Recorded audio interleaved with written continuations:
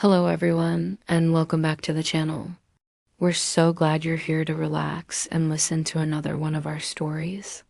If you enjoy this tale, please consider subscribing and letting us know in the comments where you're listening from. Now, let's dive into our story.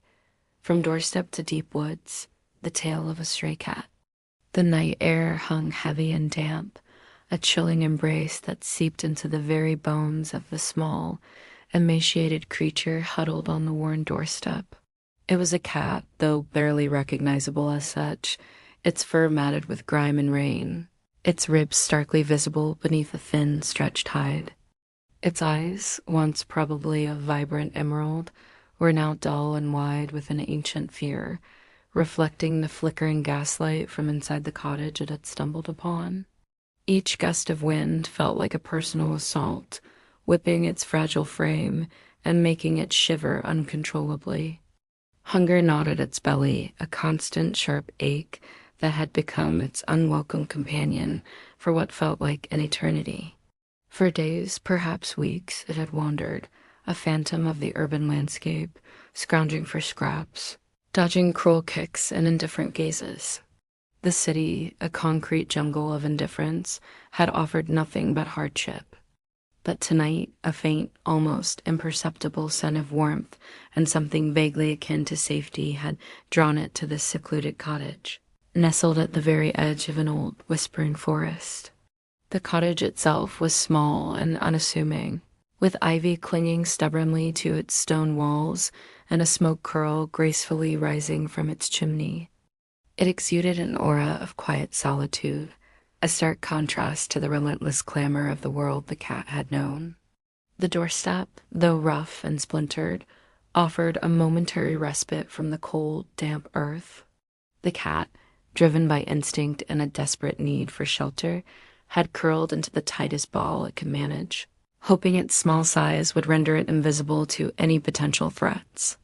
Its ears twitched at every rustle of leaves, every distant hoot of an owl. Trust was a foreign concept, a luxury it had never afforded. Survival had etched itself into every fiber of its being, a harsh, unyielding creed. It remembered fleeting moments of kindness, a tossed crust of bread here, a fleeting pat there. But they were always overshadowed by the vast, overwhelming indifference or outright hostility it had faced. So it waited, a silent, shivering sentinel on the precipice of desperation, wondering if this doorstep would be just another temporary haven before the next inevitable hardship. Then a soft click and the door creaked open. The cat froze, its heart hammering against its thin ribs like a trapped bird. A silhouette appeared, framed by the warm glow of the interior, a figure, not tall or imposing, but rather stooped, with an aura of gentle patience. It was Alara, an elderly woman who had lived in the cottage for decades, her life interwoven with the rhythms of the forest and the quiet hum of her garden. She spotted the small, huddled form almost immediately. Her first instinct was a pang of sympathy, recognizing the unmistakable signs of a truly desperate animal. She had seen her share of strays over the years, but none quite so forlorn as this one. Her movements were slow, deliberate, designed not to startle. She spoke in a low, soothing murmur, words too soft for the cat to understand, but the tone itself was a balm. "Oh, you poor thing," she whispered, her voice a gentle caress in the biting cold. "You look like you've seen too many hard nights." The cat, despite its terror, felt a strange, almost imperceptible pull towards the sound. A tiny spark of something unfamiliar igniting within its weary soul. It didn't move, didn't run, but watched, its eyes fixed on the woman, a silent plea hanging in the cold, still air. Alara, sensing the cat's profound fear, did not approach immediately. Instead, she retreated a step, leaving the door ajar, allowing the warmth of her home to spill out onto the cold stone. She reappeared moments later, not with a sudden movement that might send the creature bolting, but with a shallow saucer of warm milk and a small plate of tuna, the rich, savory scent drifting on the frigid air. The cat's nose twitched, an involuntary reaction to the enticing aroma. Its stomach growled in protest, a loud, embarrassing rumble that seemed to break the silent tension. Still, instinct warred with hunger. Trust was a concept shattered by countless betrayals, and even the most alluring scent could not immediately override the deeply ingrained fear of humans. Alara placed the food and milk gently on the doorstep, a few feet from the shivering feline, then slowly retreated back inside, leaving the door open just enough for the light and warmth to beckon. Time stretched, measured only by the cat's ragged breaths and the slow, rhythmic ticking of a grandfather clock audible from within the cottage. The cat's eyes darted from the food to the crack in the door, then to the dark woods beyond. It was a perilous choice: risk the unknown kindness of a human, or face the certainty of another cold, hungry night in the wild. Hunger, a primal force, began to win. Cautiously, with a movement so slow it was almost imperceptible, the cat unfolded itself, its muscles stiff and protesting. Each step was a testament to its desperation, a tentative lean towards the offered sustenance. Its tail, a thin, pathetic whip, was tucked tightly between its legs. Finally, with a quick, darting motion, it reached the saucer, burying its face in the warm milk, lapping it up with a ferocious intensity as if afraid it would vanish. The tuna was devoured just as quickly, each morsel a small victory against starvation. Alara watched from inside, a soft smile gracing her lips. She understood the fragility of trust, especially for a creature that had clearly known only hardship. She didn't press, didn't try to touch the cat, allowing it to eat in peace. Once the food was gone, the cat, still wary, retreated slightly but did not flee. It sat, a little less tense now, grooming its face with a paw, as if trying to erase the last vestiges of its former miserable existence. Alara then placed a soft old wool blanket just inside the doorway, a silent invitation to further warmth. The cat eyed it suspiciously at first, but the lure of comfort was too strong to resist.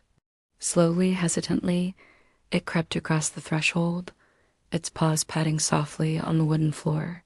It sniffed the blanket, then, with a sigh that seemed to carry the weight of countless cold nights, it curled up, burrowing into the soft fibers. For the first time in a very long time, the cat felt a sensation it had almost forgotten: safety. It was a fragile feeling, but a feeling nonetheless. Alara, watching from her armchair, felt a quiet joy bloom in her chest. She decided then and there to call him Whiskers, for the magnificent, though slightly bent, whiskers that adorned his small face. Whiskers, tired and finally sated, drifted into the deepest, most peaceful sleep he had ever known, the sounds of the crackling fire and Alara's gentle breathing a comforting lullaby. Days turned into weeks, and Whiskers, once a gaunt shadow of a cat, began to transform. His matted fur regained its sleek black sheen, and his once sunken eyes sparkled with a newfound vitality. The constant gnawing of hunger was replaced by the satisfying weight of a full belly. Alara's cottage became his sanctuary, a haven of soft blankets, warm sunbeams, and endless gentle murmurs. He learned the rhythm of her life, the soft clatter of breakfast dishes, the rustle of newspaper, the quiet hum of her knitting needles. He would often perch on the windowsill, watching the world outside with a growing curiosity, his tail a languid question mark. Yet, despite the comfort and safety, a primal instinct stirred within him, a faint echo of the wild freedom he had once known, however harsh it had been. He was a creature of comfort now, but also, inherently, a creature of the wild. The garden, a riot of colorful blooms and fragrant herbs in the warmer months, had become his first extended exploration zone. He would stalk imaginary prey amongst the rosebush, his instincts honed by his past, though now playfully. The scent of damp earth, the buzz of bees, the flitting shadows of birds, all called to something deep within him. Alara would watch him from the porch, a knowing smile on her face. She understood that while she offered him warmth and sustenance, she could not and should not entirely tame the wild heart that still beat beneath his purring exterior. She knew that a cat, even one as deeply loved as Whiskers, needed space to be itself, to explore, to follow the whispers of its ancient lineage. His explorations gradually pushed beyond the familiar confines of the garden. The cottage stood at the very edge of an old, sprawling forest, a place of ancient trees and secrets whispered on the wind. At first, Whiskers would only venture to the very fringe, his paws tentative on the fallen leaves. He'd sit, hidden amongst the ferns, observing the busy lives of the forest creatures, squirrels chattering, birds flitting through the branches, the occasional flash of a rabbit's white tail. The scents were intoxicating: rich earth, damp moss, the sharp, clean smell of pine. Each rustle, each distant call, was a symphony of the wild, a stark contrast to the quiet domesticity of the cottage. His whiskers would twitch, his ears swiveling like tiny radar dishes, absorbing every sound. He would spend hours there, a silent observer, feeling the pull of the deep woods, a magnetic force that tugged at his very soul. Alara, seeing his growing fascination, would sometimes leave the back door ajar, a silent acknowledgement of his burgeoning desire for exploration. She trusted him to return, for the cottage, despite the allure of the wild, had become his true home. One crisp autumn morning, as the leaves turned to fiery hues of red and gold, Whiskers ventured a little further than usual. He tracked a particularly bold robin deeper into the tree line, his instincts overriding his usual caution. The trees grew taller here, their branches weaving a dense canopy that filtered the sunlight into dappled patterns on the forest floor. The air was cooler, carrying the scent of damp earth and decaying leaves. He was no longer just observing. He was entering. The thrill of the chase, even an unsuccessful one, ignited a spark of wild joy within him. He was a comfortable house cat, yes, but he was also Whiskers, a creature with a wild spirit that yearned for more than just the confines of a warm blanket. The forest was calling, and he was ready to answer. The boundary between garden and forest, once a psychological barrier, had become a fluid line for Whiskers. Each day, his excursions grew longer, his confidence blooming with every new scent and sound.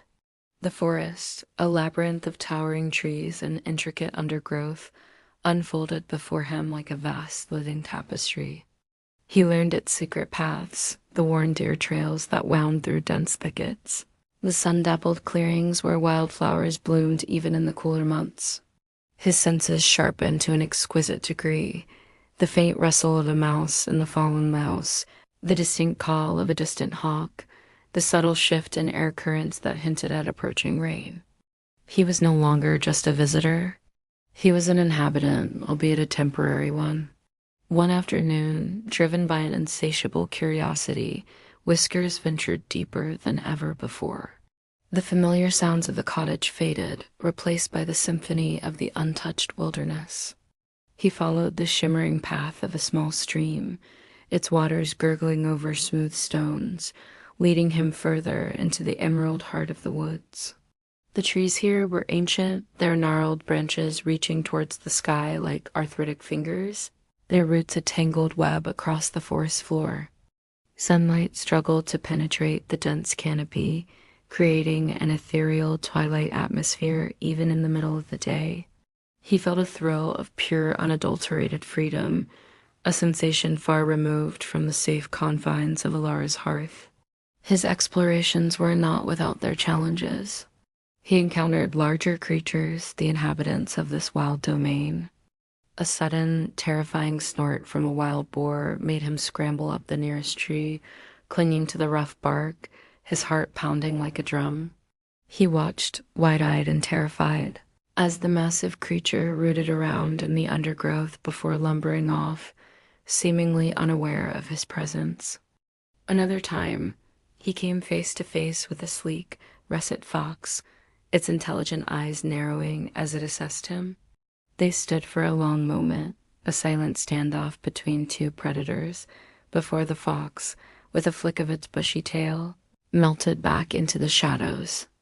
These encounters, though frightening, served to sharpen his instincts, reminding him that the forest, while beautiful, was also a place of unyielding rules and constant vigilance.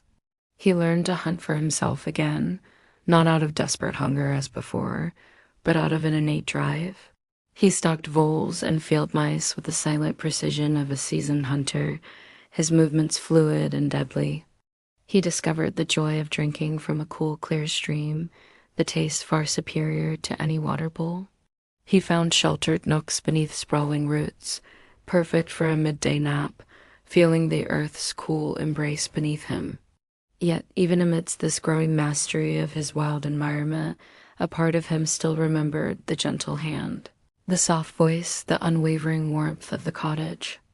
The thought of Alara, her quiet presence, was a comforting anchor in this vast, untamed world. He was living two lives, the wild, independent hunter of the forest, and the cherished companion of the cottage. The balance was precarious, but for now, he reveled in the duality, pushing the boundaries of his newfound freedom, embracing the call of the deep woods. As autumn deepened and the air grew crisper, Whisker's forays into the forest became less about playful exploration and more about a fundamental connection to the wild. He wasn't just visiting the woods, he was becoming a part of them. His coat, once just black, now seemed to absorb the shadows, making him almost invisible amongst the trees. His paws, once accustomed to soft carpets, were now hardened and agile, silent on the leaf-strewn ground. He could move through the undergrowth with an almost liquid grace, a true phantom of the forest. The gentle purrs and contented sighs he offered Alara were now balanced by the silent, watchful intensity he wore when deep within the wilderness. He discovered a secluded den, a hollowed-out log tucked beneath the roots of a sprawling oak, shielded by a curtain of ferns. It was small, dry, and surprisingly snug, offering a perfect refuge from sudden downpours or the biting wind.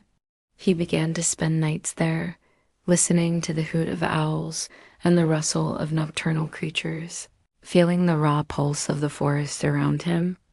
The stars, unobscured by city lights, blazed with an intensity he had never witnessed, a sparkling canopy over his wild domain. He learned to read the signs of the forest, the direction of the wind, the scent of approaching rain, the subtle shift in animal behavior that heralded the presence of a larger predator. His survival instincts, once dulled by domesticity, were now razor-sharp. Hunting became a refined art. He no longer stalked just out of instinct, but with a calculated precision, understanding the habits of his prey. A quick, decisive pounce, a clean kill. It was the brutal beauty of nature, a cycle of life and death that sustained the ecosystem.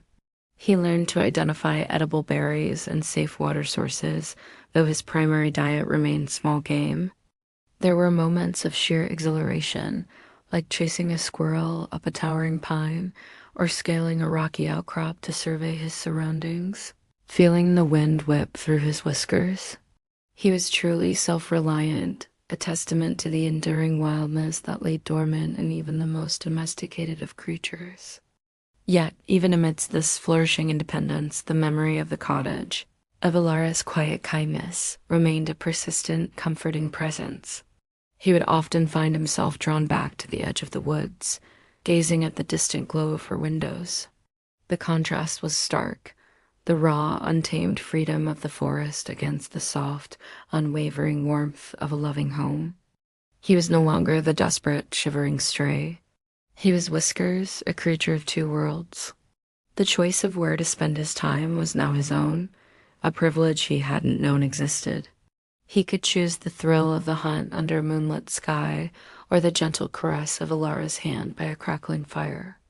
This duality, this freedom to choose, was the ultimate expression of his journey from Doorstep to deep woods, a journey that had forged him into a magnificent, resilient cat, balanced between the wild and the domesticated, a true master of his own destiny. One chilly morning, as the first hints of winter painted the forest with frosty white, Whiskers felt an undeniable pull back towards the familiar comfort of the cottage.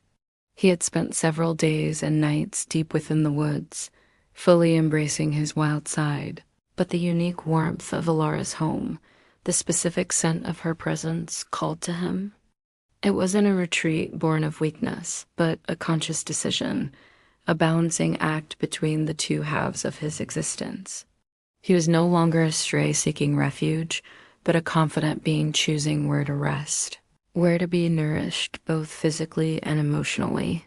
He emerged from the tree line, his sleek black fur glinting in the pale morning light, and padded silently across the frost-kissed garden.